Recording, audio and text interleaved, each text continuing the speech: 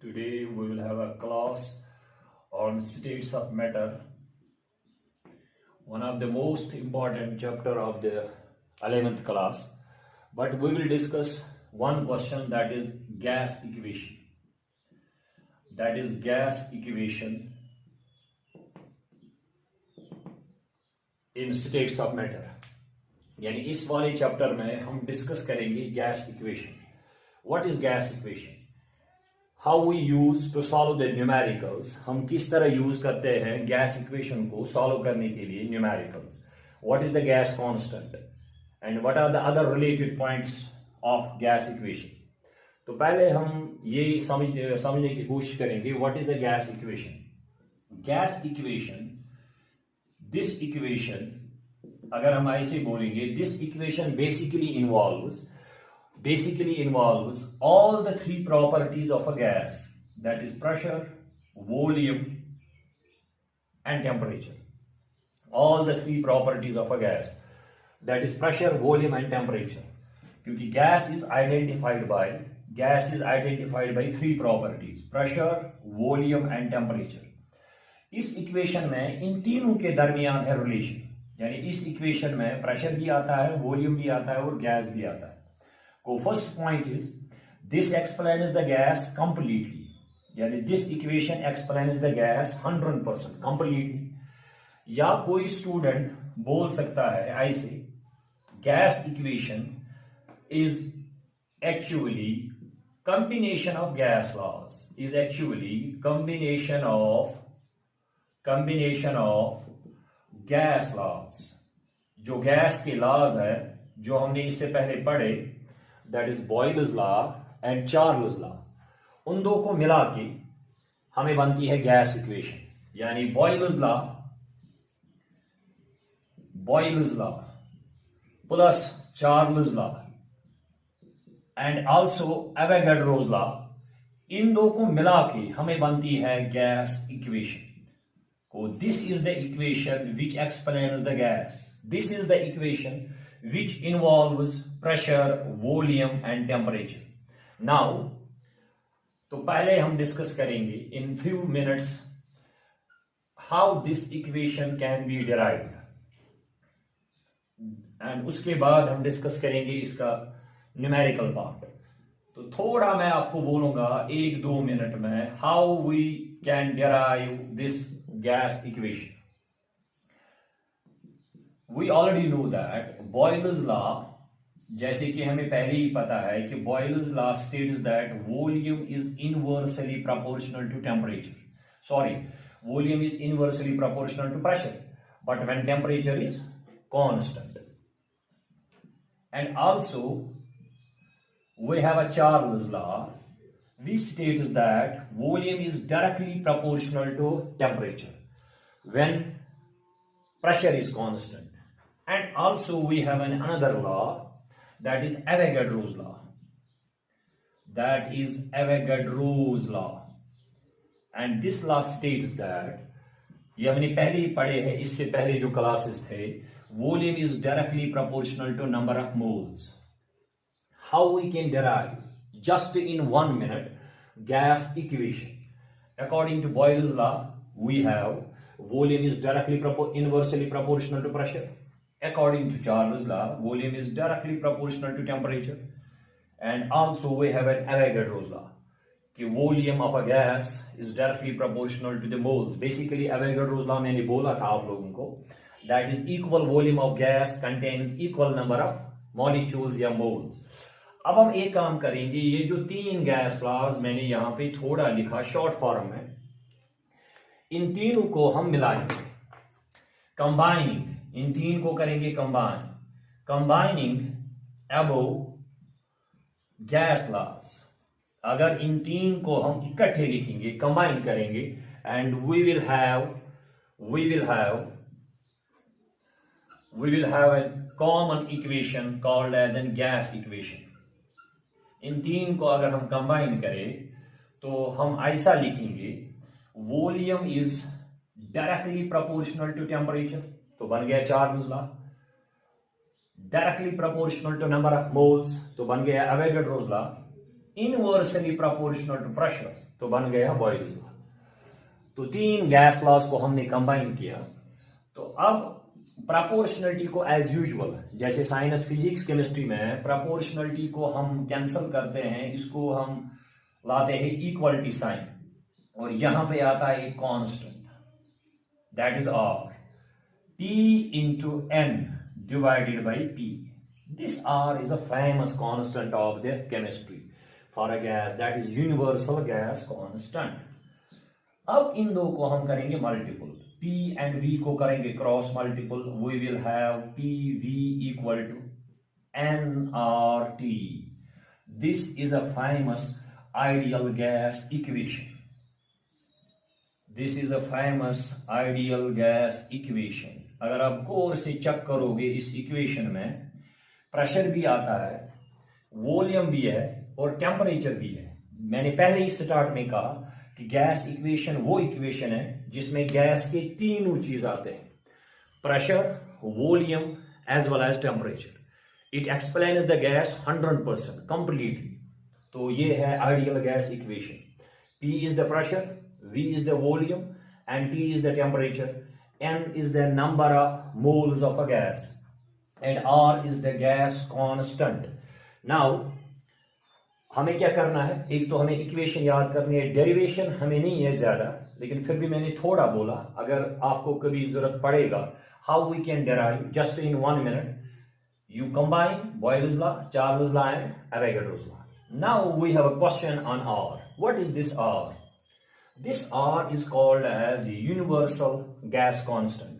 Universal मतलब every gas have a fixed value, यानी हर एक गैस के लिए this R gas constant universal, इसका वैल्यू है हर एक गैस के लिए same. This is same for all gases because it is universal gas constant. Now there are 2 points of this R.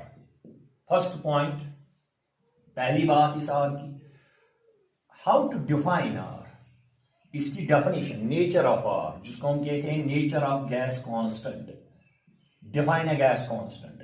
Number second इसका आता है that is value of R, क्योंकि जब हम न्यूमेरिकल्स करेंगे उस वक्त हमें आर यानी गैस कांस्टेंट लिखना पड़ेगा।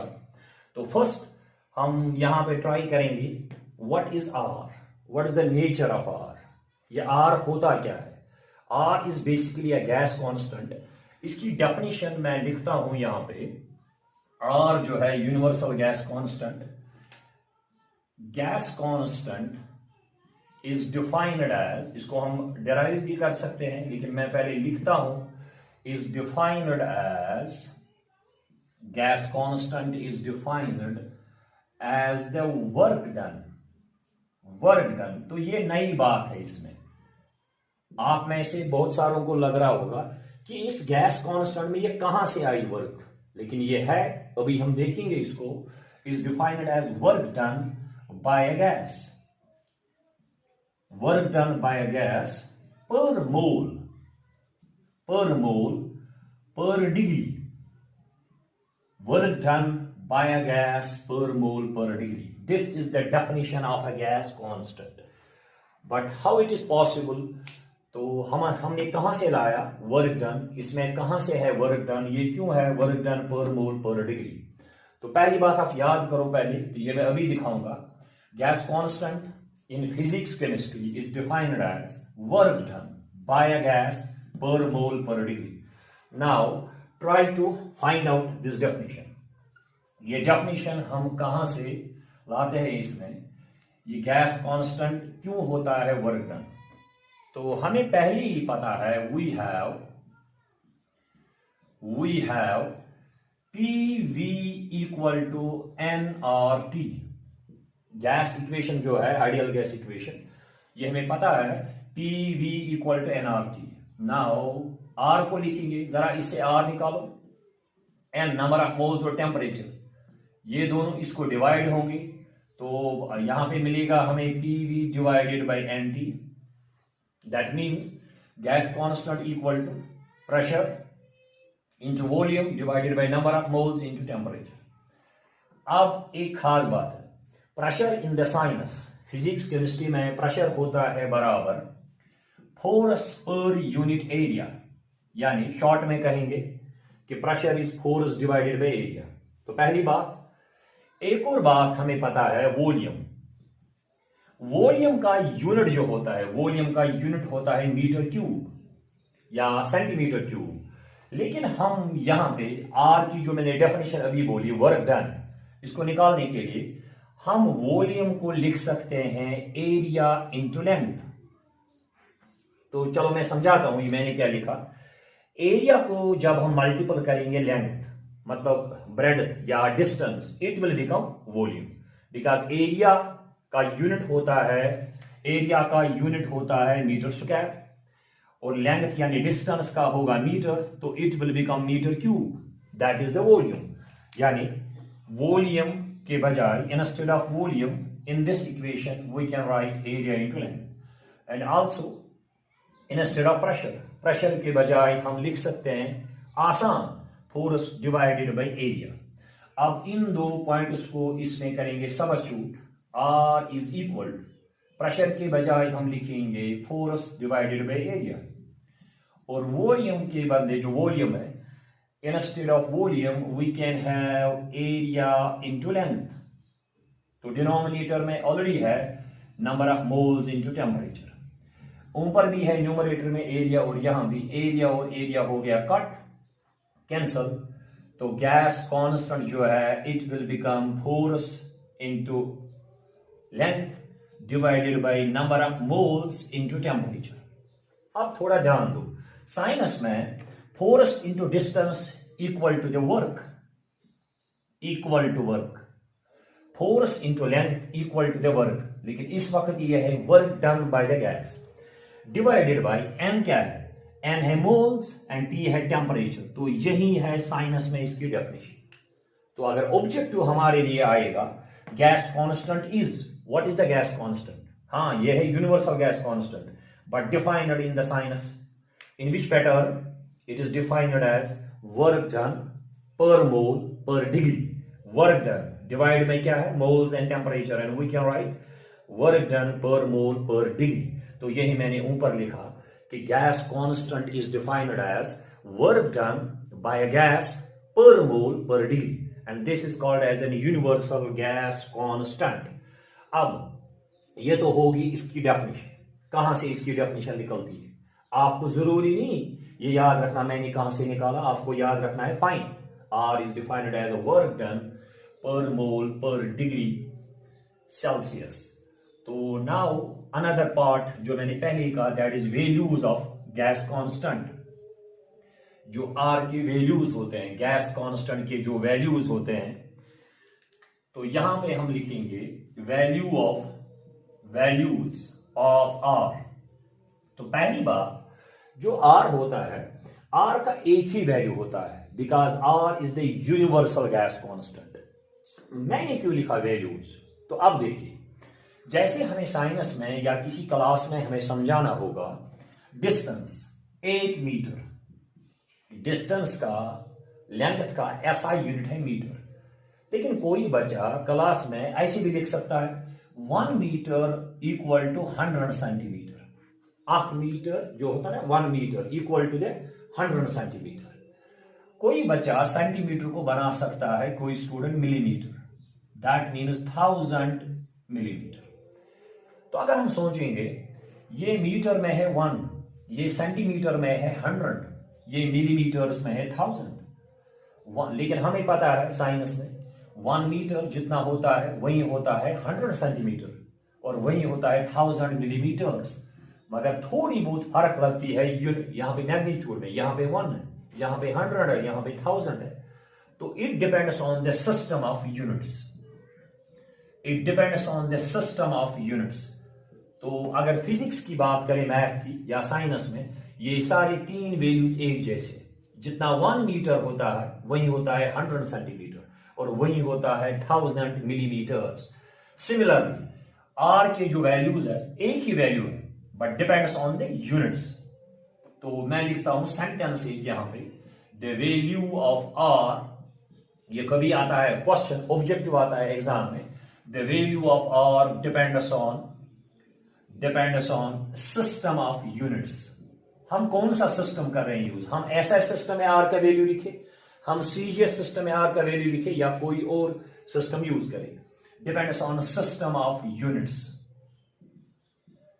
तो आर की दो वैल्यूज मशहूर है जो आपको याद करने हैं न्यूमेरिकल्स जब हम करेंगे गैस इक्वेशन पे, जो न्यूमेरिकल्स हम करेंगे. आर का पहला वैल्यू जो है, जो खास है, that is used in most of the questions. अगर हम लिखेंगे in SI system, standard system में लिखेंगे आर का वैल्यू, तो साइनस में इसका वैल्यू है 8.314, मगर units joule per kelvin per मोल. अब किसी के दिमाग में होगा सर ने ये कहां से लाए ये units, joule per kelvin per मोल. आप जरा डेफिनेशन इसकी रिवाइज करो. आर जो है इसकी डेफिनेशन है work done per mole per degree. हो गया ना, work done joule per mole per kelvin. This is the SI unit of the R. ये वैल्यू सबको याद रखना पड़ेगा. अब इसका है सेकंड, दो वैल्यूज आपको याद रखो. इन सीजीएस सिस्टम, अगर होगा सीजीएस सिस्टम तो आर का वैल्यू आप लोगों को याद करना पड़ेगा 0. क्योंकि आर के बगैर आप नहीं कर सकते हैं न्यूमेरिकल. किस पे? पीवी, जो हम इसके बाद उठाएंगे नेक्स्ट क्लास में. PV equal to NRT. तो अगर आपको इन तीन में से कोई भी चीज निकालना होगा तो आपको आर का वैल्यू यूज करना पड़ेगा. तो that means the second value of R is 0.0821. इसका जो यूनिट बनता है that is litre atmosphere per mole and पर डिग्री. इसको मैं बोलूंगा अभी, ये मैंने कहां से लाया, लेकिन पहले आप वैल्यू याद करो. तो आर का पहला वैल्यू आता है 8.314 joule per kelvin per mole. Second, in CGS system we have another value of R that is 0.0821 litre atmosphere per mole and पर डिग्री. ये जो दूसरा वैल्यू है इसका, यहां पे जो मैंने यूनिट्स निकाले हैं तो आप यहां से वो देख सकते हो लाइक दिस. पीवी, ये यूनिट्स मैंने कहां से लाए? पीवी इक्वल टू एनआरटी, यानी this is a gas equation. तो R is equal to PV by NT. जरा चेक करो आर के यूनिट्स. अगर हम प्रेशर के बदले लिखे एटमॉस्फेयर तो आया एटमॉस्फेयर. वॉल्यूम के बदले लिखे लीटर तो बन गया लीटर एटमॉस्फेयर. फिर नीचे है डिवाइडेड बाय मोल्स और है degree, that means litre atmosphere per mole per degree. अब एक यूनिट है और अगर आर का, वो भी याद करेंगे. हो गए दो वैल्यूज आर के, two values of R. Now the third value, if calorie is used instead of joule. अगर हम जूल के बजाय यूज करेंगे calorie, if calorie is used instead of joule, then the value of R in the sinus becomes 1.987. ये आता है 1.987. Joule के बदले लिखेंगे कैलोरी, बाकी रहेगा वही पर डिग्री पर मोल. लेकिन अगर आप थोड़ा मैथ इस पे अप्लाई करोगे, 1.987 है अप्रोक्सीमेटली 2. तो बहुत बार किताबों में होता है लिखे आर का वैल्यू है 2, लेकिन याद रखना है उस वक्त आर का यूनिट होना चाहिए दैट मस्ट बी कैलोरी पर डिग्री पर मोल. लेकिन ये यूज ज्यादा नहीं होता है. अब मैंने कहां से लाया ये 2? ये 2 का वैल्यू कहां से आया? तो इसको आपको याद रखना है. एक कैलोरी जो है फिजिक्स केमिस्ट्री में, 1 calorie is equal to 4.2 joules. That means अगर आपको जूल को बनाना है कैलोरी, आपको जूल को डिवाइड करना पड़ेगा 4.2. तो जो मैंने पहला वैल्यू लिखा था आर का 8.314, ये जूल्स में था. इसको डिवाइड करो 4.2 तो we will get this 2 calorie per degree per mole. And these are few points of the gas equation. अब थोड़ा इनको समराइज करेंगे कि हमने कौन कौन सा पॉइंट डिस्कस किया. तो पहला पॉइंट, फर्स्ट हमने गैस इक्वेशन को एक शॉर्ट तरीके से डिराइव किया, Boyle's law, Charles law and Avogadro's law को मिला के बनाया PV equal to nRT। This is an ideal gas equation.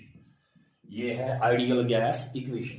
Second point, R की जो डेफिनेशन है वो मैंने बोला, just to remind it, work done per mole per degree Celsius. And third में हमने देखा values of gas constant depends on the system of units, depends on the system of units. Now we have dimensional formula of the gas constant. It may be asked in the entrance examination, dimensional formula of R. We know that R is defined as work done per mole पर, या हम ऐसे लिखेंगे मोल into temperature. ये R की definition है। तो जैसे सबको पता है जो वर्क है, वर्क की डायमेंशनल फार्मूला जो है, वर्क की जो डायमेंशनल फार्मूला होती है, it is M1 L2 T - 2। इसको दिखाने की जरूरत नहीं है, ये आप लोगों को पहले ही से ही पता है। M1 L2 T - 2 divided by mole. Mole is a fundamental quantity, तो हम लिखेंगे mole because dimensions are written in fundamental units and temperature का फंडामेंटल यूनिट जो है दैट इज केल्विन। तो बनेगा क्या यहाँ पे, तो R का आएगा dimensional formula that is M1 L2 T - 2. This is the mole in denominator and we will write it per mole. Kelvin को ऊपर ले आओ तो ये बनेगा per Kelvin. So this is the dimensional formula of this gas constant. This is the brief introduction of this gas equation, gas constant, values of R and dimensions of the gas constant. Now the main part that I have to discuss, that is the numerical part of the gas equation. There are so many numericals asked in the entrance examination on the gas equation, but that will be discussed in the next class. So this is all about for today.